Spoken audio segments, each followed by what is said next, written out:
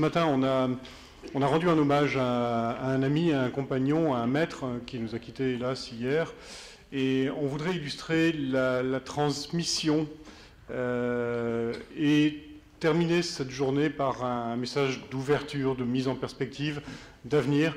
Et on va pour ça donner la parole avant vraiment le mot de la fin qui sera prononcé par John Cronley de l'UNESCO, qui est notre hôte aujourd'hui. On voudrait donner la parole à deux jeunes femmes que je vais appeler à nous rejoindre à la tribune, donc qui sont Élise Rebu et Chloé Lequette. Donc vous verrez de très jeunes femmes qui vont se présenter elles-mêmes, mais qui vont être là comme en tant que citoyennes, pour leur donner, nous donner un petit peu quelques mots de conclusion, mais surtout de mise en perspective, encore une fois, de ces échanges sur 2 jours. Donc je leur laisse la parole. J'aurais commencé simplement, pas forcément nous présentant. Avec Élise, on a décidé d'intervenir seulement en tant que citoyenne. Et je pense que c'est déjà largement suffisant. Je dirais qu'aujourd'hui, on est très heureuse d'être là à l'issue de ces 2 jours. 2 jours riches en rencontres. Et voire même en fulgurances, des fulgurances qui ont vraiment été génératrices d'inspiration innovante et enthousiasmante pour les prochaines années, et voire même pour les prochaines semaines. Donc, je remercie à l'Institut Inspire, à l'UNESCO et à tous les partenaires qui ont permis ces assises de se dérouler, et j'espère qu'elles ont été, comme nous, enrichissantes, en tout cas pour vous. Peut-être un premier constat à l'issue de ces 2 jours, c'est que notre époque permet une prise de conscience croissante, une explosion des consciences, ça on l'a entendu. Pour reprendre aussi ce que disait Jacques Weber, c'est la première fois dans l'histoire où on a la capacité de se considérer comme faisant partie d'un seul et unique organisme, un organisme planétaire. Et cette prise de conscience, elle est extrêmement nécessaire pour comprendre et pour accepter notre interdépendance avec cet organisme. C'est-à-dire que, bien au-delà d'une situation de crise qui pourrait laisser envisager la possibilité d'un retour à un état initial, nous avons bien conscience d'entrer dans une ère nouvelle, dans l'anthropocène.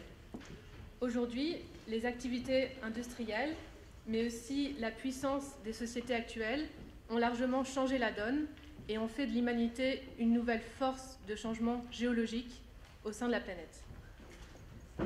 En effet, notre espèce humaine, elle est devenue hyper spécialisée, hyper dépendante à ces énergies fossiles. Et ce mode actuel de fonctionnement n'est évidemment pas pérenne. On l'a déjà dit, c'est pas qu'il n'est pas pérenne pour la vie sur Terre, elle s'en remettra, mais il n'est sans doute pas pérenne pour notre humanité. Et pour reprendre les propos de Gilles Boeuf, la question à se poser aujourd'hui est bel et bien, l'homme peut-il s'adapter à lui-même ? À ce sujet, Edgar Morin nous explique également que quand un système se montre incapable de traiter ces problèmes vitaux, alors soit il se désintègre, soit il se transforme en un métasystème capable, lui, de traiter ces problèmes. On parle alors de métamorphose, c'est-à-dire d'une transformation radicale, mais liée à une forme de conservation. On peut l'illustrer avec l'exemple d'une chenille rampante dans sa chrysalide qui, tout en restant finalement intrinsèquement la même, va s'autodétruire et s'auto-reconstruire pour donner un papillon volant. Aujourd'hui, au cours de ces 2 jours, nous avons clairement eu l'impression d'identifier une accumulation de signaux, non pas de signaux annonçant une désintégration, mais bien de signaux annonçant une métamorphose. Cette métamorphose, elle pourrait s'illustrer par ce que l'on peut définir une bioéconomie. Alors qu'est-ce qu'une bioéconomie ?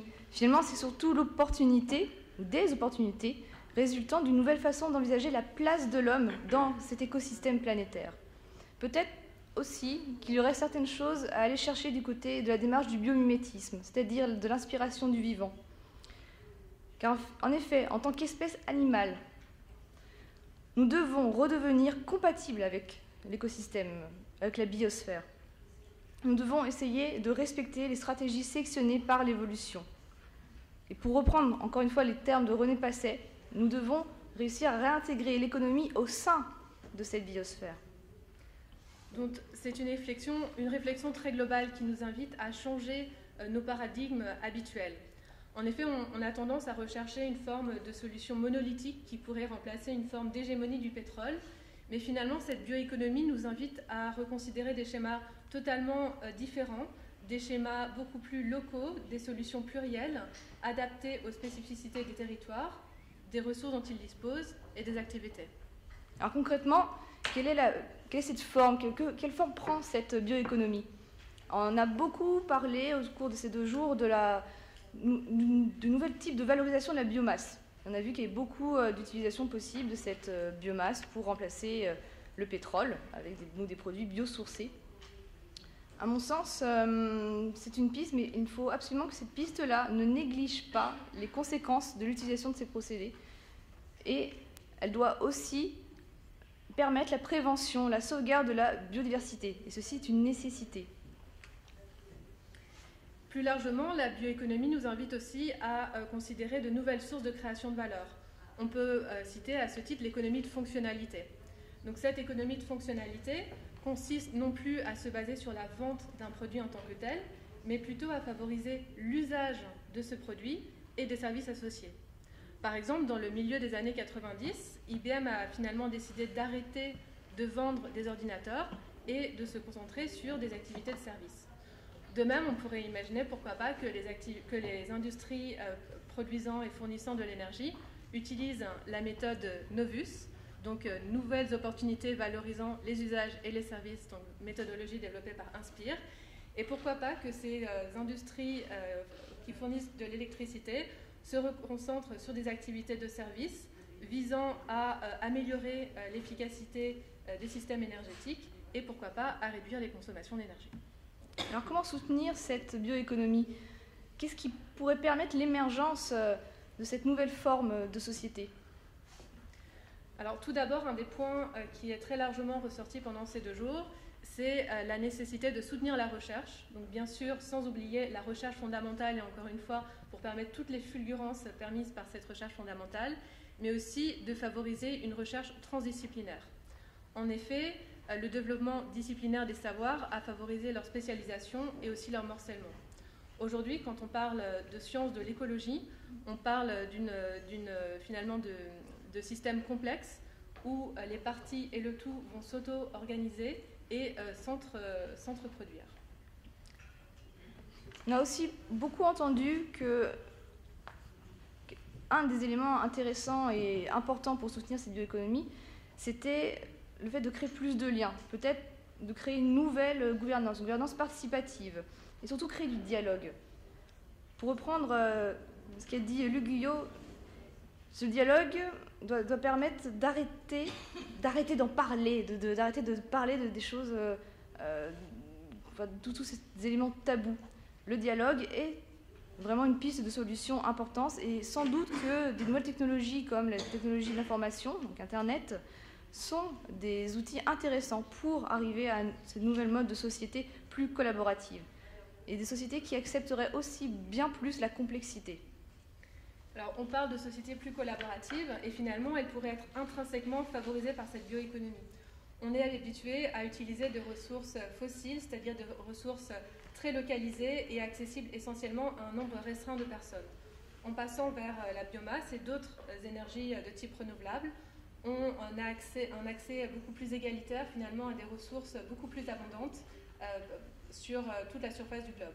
Donc dans ce cadre, on pourrait très bien imaginer une force de renversement des jeux de pouvoir qui pourrait faciliter une collaboration avec eux. Cette collaboration pourrait également être facilitée par les technologies de l'information. Donc des technologies, on l'a vu, qui favorisent la diffusion des connaissances, des technologies, mais qui ont déjà des impacts dans notre vie quotidienne. Vous avez tous utilisé les sites de covoiturage, d'achat groupé, etc. Plus largement, nous avons également retenu que l'essor de la bioéconomie nécessite la mise en place d'une fiscalité environnementale qui découragerait les comportements polluants et qui inciterait au comportement vertueux. Plus largement, nous avons entendu l'appel à intégrer la bioéconomie au niveau des politiques nationales et internationales. Il y a des choses déjà en cours.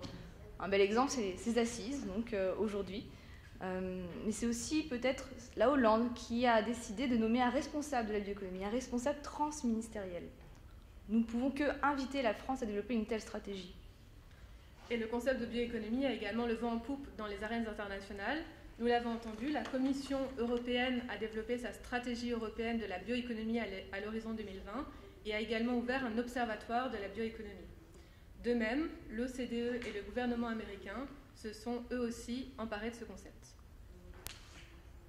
En conclusion, ce que nous aimons que vous reteniez de ces 2 jours, c'est que ces situations qui peuvent être vécues comme déprimantes, anxiogènes, ne doivent pas être vécues ainsi, justement.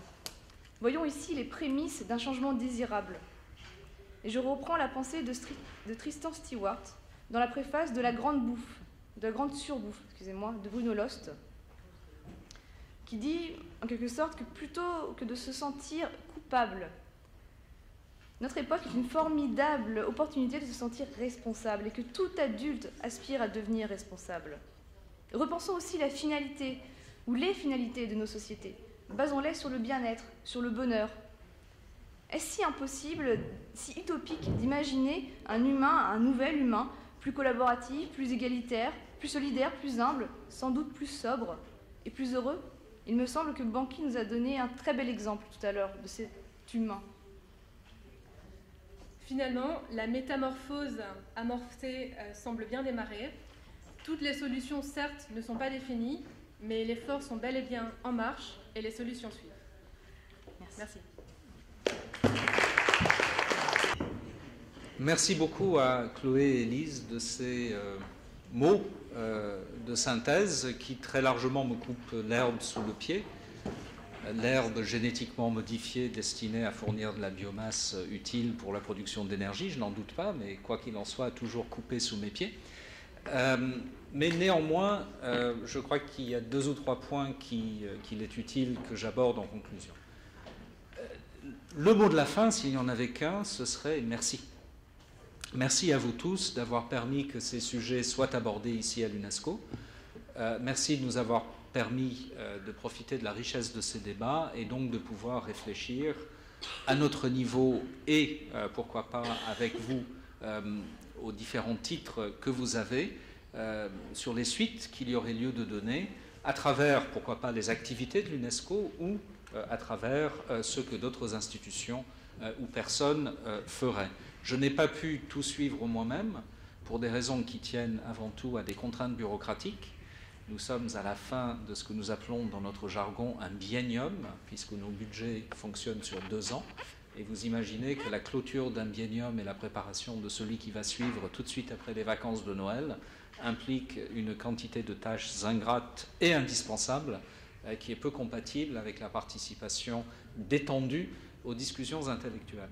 Néanmoins, entre ma présence épisodique et celle de mes collègues, nous avons, j'espère, pu retenir un certain nombre d'éléments importants et je ne doute pas qu'avec nos partenaires, que je voudrais également remercier chaleureusement d'avoir permis que cette manifestation se mette en place, nous pourrons discuter en janvier quant aux leçons à tirer et aux suites à donner. Sur le fond, je suis frappé par quelques points qui ont été évoqués dans les remarques de conclusion qui m'ont précédé et qui me paraissent particulièrement dignes de nourrir nos réflexions pendant le week-end, pendant les fêtes, pourquoi pas, et jusqu'à l'année prochaine. Quoique, je sais que moi j'ai besoin de penser à autre chose pendant les fêtes et peut-être vous aussi. La chose qui m'a frappé dès le début, qui a d'ailleurs été soulevée dans le petit groupe, le breakout group auquel j'ai participé dans la séance interactive du premier jour, et qui est revenu de manière explicite dans vos propres remarques de conclusion, c'est la tension qui n'est pas que épistémologique ou cognitive ou théorique entre les 2 registres sur lesquels fonctionne le mot bioéconomie, à savoir le registre d'une certaine compréhension du fonctionnement d'un certain nombre de systèmes, registre épistémique, disons, pour aller vite, et puis un registre sectoriel qui renvoie à des applications possibles, des stratégies d'acteurs, des secteurs de l'économie et des filières. Le mot a été à la fois pas mal utilisé et souvent critiqué dans vos discussions. Et ce qui est très clair, et vous l'avez bien dit, je trouve, il y a quelques minutes, c'est à quel point ces 2 registres ne se superposent pas simplement et ne s'emboîtent pas simplement. Il y a des tensions entre les 2 qui sont précisément ce qui a besoin de nous occuper. Et parmi ces tensions, une qui m'a là aussi beaucoup frappé, qui a été évoqué de plusieurs manières par les intervenants cet après-midi lors de la partie de la discussion à laquelle j'ai pu assister, qui est la question à la fois très simple et extraordinairement complexe: qui décide ? Qui décide des schémas de compréhension que nous adoptons?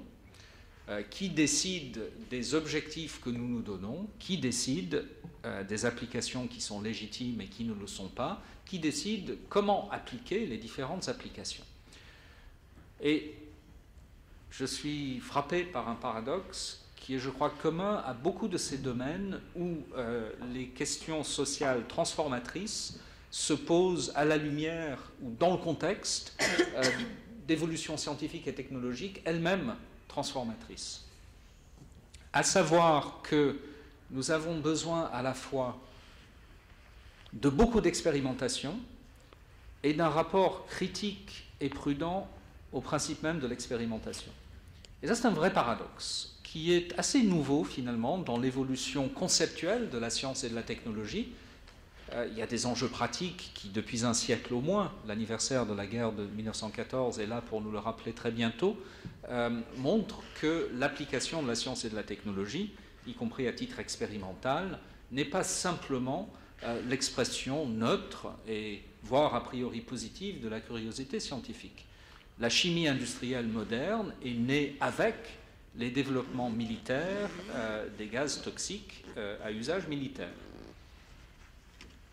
Cette histoire est bien connue, elle a été souvent racontée. Nous avions en 2011, d'ailleurs, ici à l'UNESCO, l'année internationale de la chimie. Nous avons toujours des années internationales, et celle de la chimie avait été l'occasion, d'ailleurs passionnante, pour les chimistes d'aujourd'hui de revenir sur l'histoire de leur discipline et la manière par laquelle le découpage même du champ de la chimie comme discipline scientifique avait partie liée avec un certain nombre d'évolutions industrielles et militaires qui ont été au cœur des stratégies et des tactiques du premier conflit mondial, notamment sur les champs de bataille dans le nord de la France et en Belgique. Mais, me semble-t-il, les évolutions nouvelles qui ont été explorées ici posent cette question d'une manière encore plus vive que par le passé, parce qu'elles appliquent le questionnement de l'expérimentation non seulement au processus scientifique et technologique lui-même, mais aussi aux processus sociaux et notamment politiques qui, en résonance avec lui, sont appelés à permettre, interdire, encourager, réglementer, faire barrage, mobiliser pour ou contre. Comment imaginer un monde où nous ayons à la fois des protocoles d'expérimentation qui soient à la hauteur des enjeux et des métaprotocoles d'expérimentation sur l'expérimentation elle-même qui nous permettent de saisir ce en quoi l'expérimentation n'est pas toujours expérimentale. Dit comme ça, c'est du charabia, on est d'accord. Mais vous voyez peut-être où je veux en venir. Pensez à la question de la géo-ingénierie, qui est finalement l'horizon ultime d'une certaine interprétation de la bioéconomie. Si les philosophes, à l'instar notamment de Bruno Latour, qui en a fait le centre de ses travaux depuis quelques années, ont raison de considérer que Gaïa est devenue une réalité. Vous le disiez en évoquant le concept d'anthropocène, envisagé pas seulement comme une hypothèse géologique, purement scientifique et théoriquement falsifiable, sur le poids relatif des facteurs humains et non humains dans l'évolution physique de la planète. C'est de ça que parlent les géologues. En parlant d'anthropocène, ils désignent une certaine hypothèse, notamment sur le poids relatif, et c'était parti de là, curieusement, et non pas des questions, par exemple, climatiques, sur le poids relatif de l'activité humaine et de l'activité de l'eau et du vent dans l'érosion des éléments physiques de la planète. Pendant la plus grande partie de l'histoire de la planète, ce sont avant tout l'eau et le vent qui ont transformé physiquement la surface du globe. Aujourd'hui, clairement, c'est l'activité humaine qui est la force principale, qui a un rythme beaucoup plus rapide que l'érosion éolienne ou hydraulique, transforme cette surface. Mais au-delà de ce constat, il y a la question de ce que cela signifie. Et l'idée d'anthropocène a été très tôt, et on comprend pourquoi, récupérée par les philosophes comme une manière d'interroger la condition humaine à l'âge d'une certaine dynamique scientifique, technologique et partant sociétal. D'ailleurs, j'en profite pour faire la publicité de nos activités ici à l'UNESCO. Lors de la célébration cette année de la Journée mondiale de la philosophie, que l'UNESCO, dans sa sagesse et avec un clin d'œil sans doute à Dionysos, fête chaque année le 3e jeudi de novembre, il y a très peu de gens qui sourient. Il y a donc très peu de gens qui aiment le Beaujolais nouveau. C'est une coïncidence amusante, hein. Je ne sais pas si ce n'est qu'une coïncidence. J'ai dû faire la blague l'année dernière, donc certains ont déjà dû l'entendre lors de la journée de la philosophie. Quoi qu'il en soit, nous avions consacré 2 tables rondes avec des invités de marque, précisément à cette question de l'Anthropocène comme question philosophique. Et la question qui se pose dans ce contexte-là, c'est celui de l'interprétation de la condition humaine et donc de l'identité humaine dans une situation saisie par la science, d'un certain état de la planète comme système intégré, et qui appelle, étant saisie par la science, à s'interroger sur la saisie par la technologie. Du coup, l'horizon de la géo-ingénierie, et c'est là que je voulais en venir, est un résultat logique d'une certaine lecture de l'hypothèse Gaïa, et donc d'une certaine interprétation des enjeux de la bioéconomie. En gros, pour le dire vite, vous avez dit, embrassons notre responsabilité. Mais selon comment on l'interprète et comment on l'embrasse, cette responsabilité peut très facilement devenir la responsabilité de prendre au sérieux le fait que nous sommes les faiseurs du monde. Nous sommes les gardiens de la planète, et puisqu'il nous revient de la gérer, eh bien, autant la gérer le mieux possible avec l'ensemble des techniques à notre disposition. Dans les romans d'Isaac Asimov, la galaxie est colonisée par l'intermédiaire de ce qu'Asimov appelle le terraformage, la transformation en terre habitable de planètes astronomiquement quelconques. La technologie est imaginaire, l'horizon, en revanche, correspond à un imaginaire qui est déjà inscrit dans la dynamique sociale qui pousse nos élaborations scientifiques et technologiques. Face à ce rêve implicite d'une gouvernance technique de la planète tout entière à travers de grands dispositifs de géo-ingénierie qui, vous le notez, ne sauraient être expérimentés parce que toute expérimentation serait déjà une action en grandeur nature. C'est pour ça que je mettais l'accent sur la notion d'expérimentation. Peut-on expérimenter le dégagement massif, par exemple, de particules soufrées pour réduire l'absorption d'énergie solaire par l'atmosphère? On peut le faire, à tort ou à raison, mais ce qu'on ne peut pas faire, c'est expérimenter pour voir comment ça va se passer, parce que le fait même d'essayer produira des transformations à une échelle qui rend l'expression même d'expérimentation vaine. Du coup, on peut être tenté par le contraire. Une gouvernance mondiale antitechnique, ou en tout cas technosceptique, qui ferait barrage aux dérives les plus dangereuses d'une géo-ingénierie poussée par les appétits de mise en œuvre des techniques du secteur privé. Je soupçonne que pour les mêmes raisons qu'on a besoin d'une approche expérimentale, mais véritablement expérimentale en matière scientifique et technologique, on a besoin plutôt d'une approche plus expérimentale en matière politique et sociétale qui fasse place à cette pluralité de perspectives, cette pluralité de possibles, cette pluralité d'imagination qui, en tout cas pour la partie de vos débats à laquelle j'ai pu assister, m'a semblé être au cœur de vos préoccupations. Et pour cela, je trouve, nous n'avons pas de recette, ça c'est clair.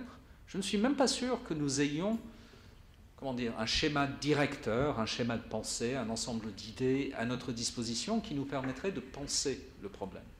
Et c'est un défi, évidemment, particulièrement sérieux, parce qu'il oblige à la fois à comprendre de l'intérieur, de manière détaillée, de manière fine et précise, les enjeux techniques des différentes technologies de transformation du vivant et de la matière, et en même temps d'avoir une compréhension fine et précise des processus humains dans toute leur diversité qui les encadrent.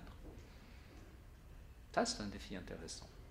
Un défi qui, d'un côté, dépasse de très loin les enjeux techniques de la bioéconomie entendus comme un certain nombre d'approches de secteurs ou de filières, mais en même temps représente, à l'autre niveau d'analyse, le type de réflexion proprement politique qui est appelé par une compréhension de l'économie comme bioéconomie et de la sphère biotique comme sphère bioéconomique, c'est-à-dire l'imbrication, qui a été présentée par plusieurs d'entre vous bien mieux que je ne pourrais le faire, entre la logique de l'économie et la logique de la vie à travers les différentes idées de processus, de dynamique, d'absorption, de transformation, d'excrétion et de réabsorption qui ont été mentionnés et développés par tel ou tel des intervenants de ce colloque. Voilà. Je pourrais continuer très longuement, ce serait d'un intérêt limité, mais je suis frappé par à la fois la richesse des interrogations sur lesquelles ont ouvert vos travaux et la difficulté de les saisir et de définir le niveau auquel elles doivent être saisies. Clairement, nous avons notre rôle ici à l'UNESCO en tant qu'organisation intergouvernementale dotée de fonctions intellectuelles, notamment pour ce qui est de réfléchir à l'éventuelle importance d'une approche de gouvernance mondiale, pas forcément au sens institutionnel et réglementaire, mais en tout cas au sens de l'émergence peut-être d'une conscience de la communauté internationale qui soit à la hauteur de l'émergence planétaire d'une conscience qui a été mentionnée par plusieurs d'entre vous déjà. Mais il est clair que nous ne pouvons prendre en charge qu'une petite partie de tout ce travail qui sera nécessaire, et je terminerai donc en appelant les différentes disciplines concernées peut-être à se concerter plus, à travailler plus ensemble pour dépasser cette opposition entre des approches par les applications et des approches par les systèmes, afin que peu à peu, peut-être si nous en avons la possibilité à travers une prochaine édition des Assises du Vivant, nous allions vers une compréhension de ce que pourraient être ces protocoles d'expérimentation qui auraient en leur sein constamment la question de savoir qui est habilité à dire ce que l'on ne doit pas faire. Et je terminerai avec une remarque évidente qui a été mentionnée par les interlocuteurs de la table ronde terminale, à savoir que dans cette question du qui, nous ne pouvons plus nous contenter d'être entre humains. C'est toute la force de l'approche Gaïa telle que Latour la promeut, mais pour rester sur ses travaux, il avait déjà, bien avant d'utiliser cette terminologie, formulé à peu près la même idée dans l'ouvrage Politique de la nature, qui a 15 ans maintenant, où il suggérait que l'on doive repenser la politique à partir non pas d'une seule question, celle traditionnelle de la politique, qui est de savoir ce que nous devons faire, à nous-mêmes et à d'autres, mais à partir de deux questions, celle de savoir ce que nous devons faire et celle de savoir d'abord qui nous sommes, ou plus exactement, comme Latour le dit lui-même dans l'ouvrage en question, combien nous sommes. En d'autres termes, la question de la délimitation de la communauté politique n'est pas un préalable à celle-ci, mais une dimension essentielle de son existence au quotidien, avec l'interrogation permanente quant à la participation, quant à l'appartenance, quant à ce qu'on appelle en anglais membership. Nous avons coutume de simplifier le problème en considérant que la politique est faite de voix et d'intérêts, et que le problème de la représentation des intérêts est dans le fond celui de la participation des voix. L'exclusion politique, c'est n'avoir pas droit au chapitre, pas voix au chapitre, et quand on n'a pas voix au chapitre, on a des intérêts bafoués. Mais qu'en est-il de ceux qui, au sens propre du terme, parfois même au sens figuré, n'ont pas de voix? Qui doit parler en leur nom et comment? Et si l'on admet qu'a priori les entités non humaines, et elles sont très diverses, depuis les entités les plus concrètes, telle souris, tel arbre, jusqu'à des entités un peu plus abstraites, une espèce, et des entités encore plus abstraites, le système climatique, comment penser la possibilité que ces entités, dont ces hypothèses sur l'anthropocène, sur Gaïa, sur la bioéconomie, nous disent clairement qu'elles ont des intérêts objectifs, que la science permet de déterminer, et la nécessité de les faire participer d'une manière ou d'une autre, forcément expérimentale, forcément innovante, à des processus politiques encore à inventer. Plusieurs d'entre vous y ont fait allusion. Je n'ai pas de réponse à mes propres questions. J'ai entendu des pistes intéressantes au cours de cette réunion et j'espère que nous aurons la possibilité de porter tout cela plus loin dans le cadre de coopérations futures qui restent, elles aussi, à imaginer. Je vous remercie beaucoup. Je vous souhaite un très bon week-end et de très bonnes fêtes.